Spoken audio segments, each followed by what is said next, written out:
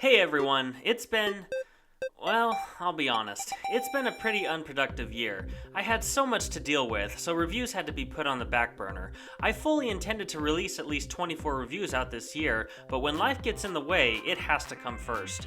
But anyway, I did manage to get 10 reviews out this year, and since this is a top 10 list, it's not gonna be difficult to figure out which games are in the list. But let's see where they are on the list. It's time for FreQuenczy's top 10 best reviewed games of 2015.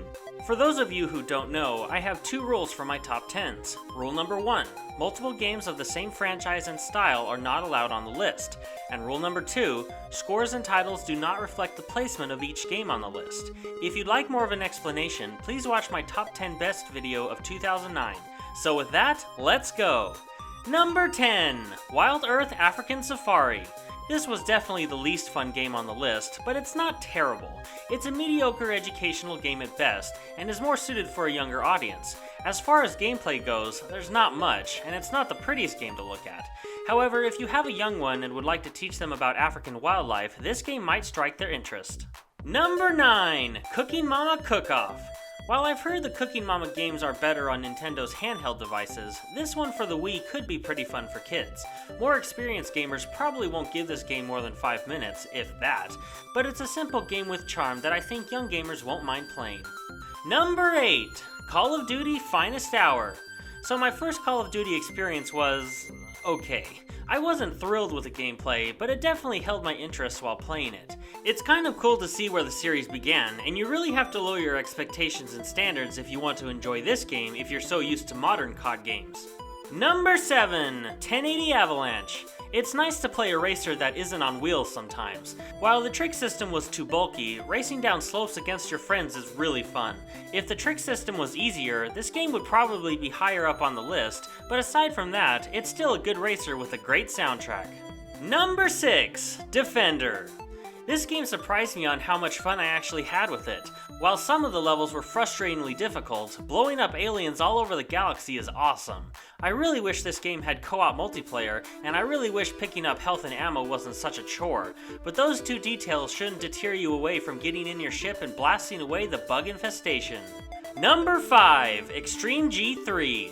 This game could seriously compete with F-Zero GX if it fixed only one issue: have more health regen strips on each track. The game is fun, don't get me wrong, but it could be so much more fun if every track had at least one more health regen strip on it.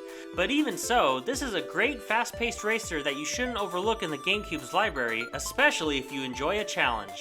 Number 4, Mario Golf Toadstool Tour. While I didn't have as much fun as I was hoping for, this is still an easy yet fun round of golf, and it's with all your favorite Mario characters. Laying down some smack talk is a nice added bonus to try to psych out your friends, and with so many different game modes and courses to play on, you'll be spending hours on the green in the Mushroom Kingdom. Number 3, Prince of Persia: The Forgotten Sands. I've enjoyed the Prince of Persia franchise ever since my first review of Rival Swords, and this one is no different in enjoyment. Using the prince's acrobatic skills not only with going parkour all over the place, but in his fighting technique is so much fun to perform, and the story is played out very well too. Number 2, Mario Kart 8. I'll be honest here, Mario Kart 8 was a bit disappointing when it comes to how many items you get to hold at once, not being able to go off half-pipes and perform additional tricks like you could in Mario Kart Wii, and the mechanic for choosing courses online was a bummer. However, with so many tracks now available for download, Link and Villager joining the race, and some of the most fun tracks yet designed, this is definitely a game you'll want for your Wii U collection. So we've arrived at number 1, but before we go on, let's recap. Number 10, Wild Earth African Safari. Number 9, Cooking Mama Cook-Off. Number 8, Call of Duty Finest Hour. Number 7, 1080 Avalanche. Number 6, Defender. Number 5, Extreme G3. Number 4, Mario Golf Toadstool Tour. Number 3, Prince of Persia: The Forgotten Sands. Number 2, Mario Kart 8. And now it's time for number 1, Super Smash Bros. For Wii U. How could I put this game at any other spot? If you didn't know, I'm kind of a fan of the series, just a little bit. But seriously, this is arguably the best Smash Bros. To come out to date.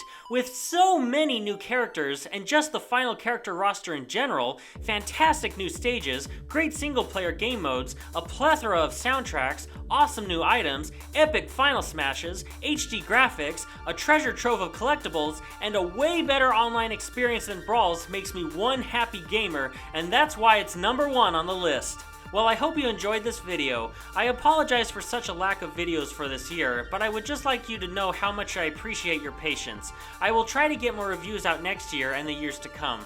Thank you to everyone who supported me, and here's to a great new year. See you in 2016!